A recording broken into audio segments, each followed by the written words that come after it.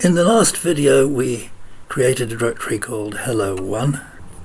In that directory we created a hello program which consisted of, if you like, a one-sided conversation. It used very simple subroutines and functions.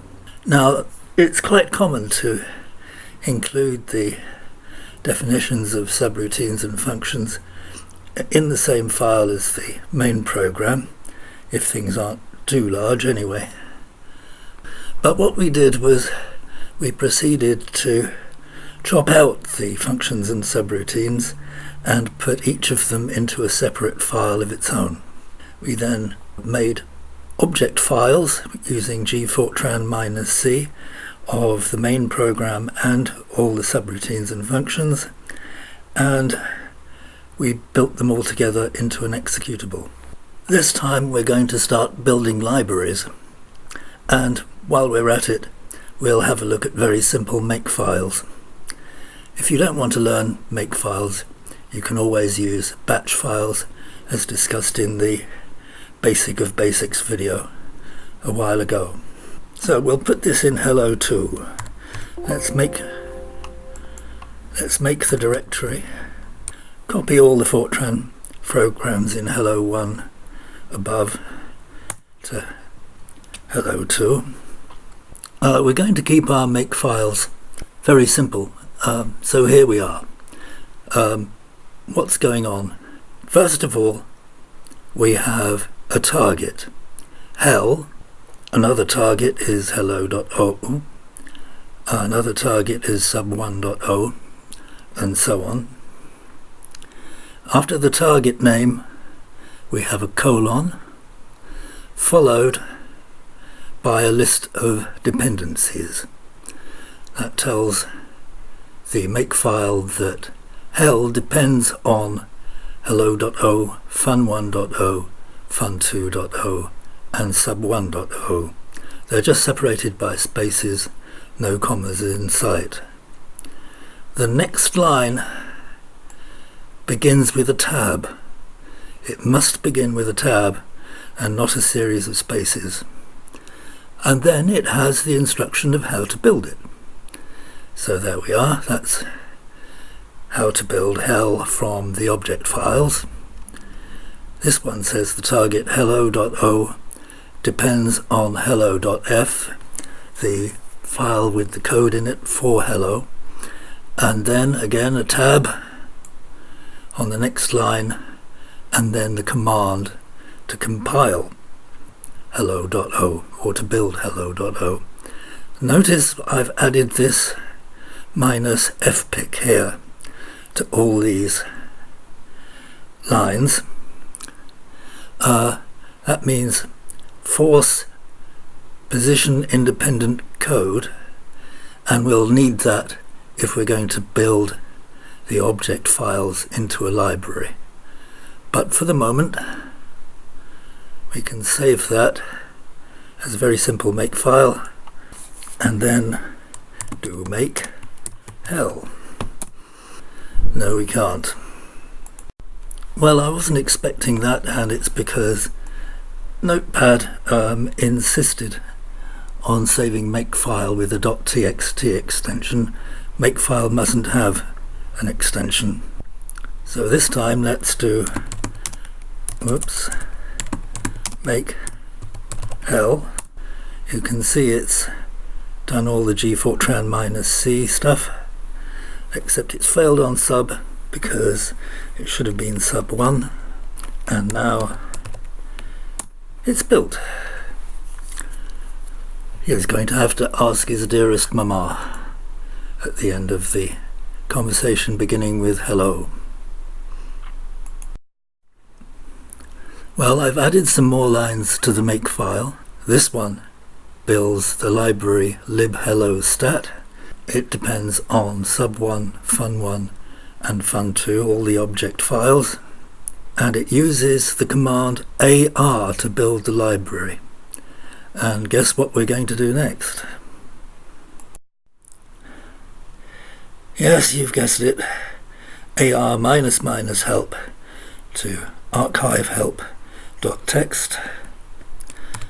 more archive help.txt, and you can see commands, various whatnots there, which I shall move to the directory above. So we have AR, which builds archives. You can find that what RCS means from the archive help.txt, and we're going to call it libhellostat.a, and that's built from our functions. So I'm going to do make libhellostat. Missing separator stop. Oh, it looks as though I just missed out the colon. Anyway, it works now. I've done make libhellostat, and if I'd put in dir, we have libhellostat.a. .a extension tells it that it's an archive or a static library. They're both the same thing. Now, what I've got down here is hellstat. That depends on hello.f, and here's the command to compile it. Hellstat is hell compiled by linking to the static library. So here's the command gfortran -o hellstat, so that's the executable name, hello.f, and then this -capital L dot, look for any libraries in the current directory, and then -l hellostat. So if it's libhellostat, it's compiled with -l instead of -lib, and then the library name, hellostat. So let's try that. Make hellstat. Well, it's compiled. There's the executable, and it runs perfectly. Now we're actually going to make a DLL, or a dynamic link library.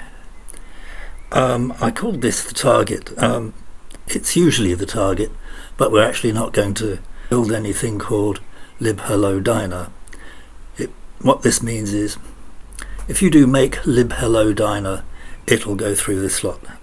So it depends, just like hellostat, on the object files in no particular order. Then the usual tab. That's not going to work. I've actually accidentally managed to get in a load of spaces that looked like a tab. These are tabs, and that now is a tab. So let's look at this. gfortran -shared. Right, that tells it to make a shared object library, which is exactly the same thing as a DLL. So Linux and Unix people know DLLs as shared object libraries, and they usually have a .so extension.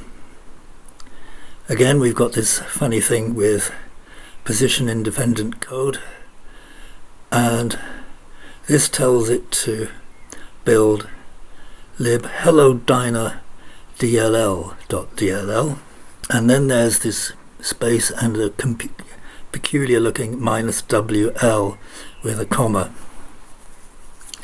What does that do? That tells the gfortran that what follows the comma is a linker option. So that gets passed to LD, export all symbols. Notice there mustn't be a space between WL and the comma, and there mustn't be a space after the comma. It goes straight to the linker option. Then it says -WL, comma, so that's telling gfortran that there's another linker option coming. And what it does is it says output and import library. IMP is for import library, and it has a .ax extension. So it looks like a static library that you can call the lib hello dyna_dll.dll through, and then finally the object files for the subroutines and functions that you build the library with.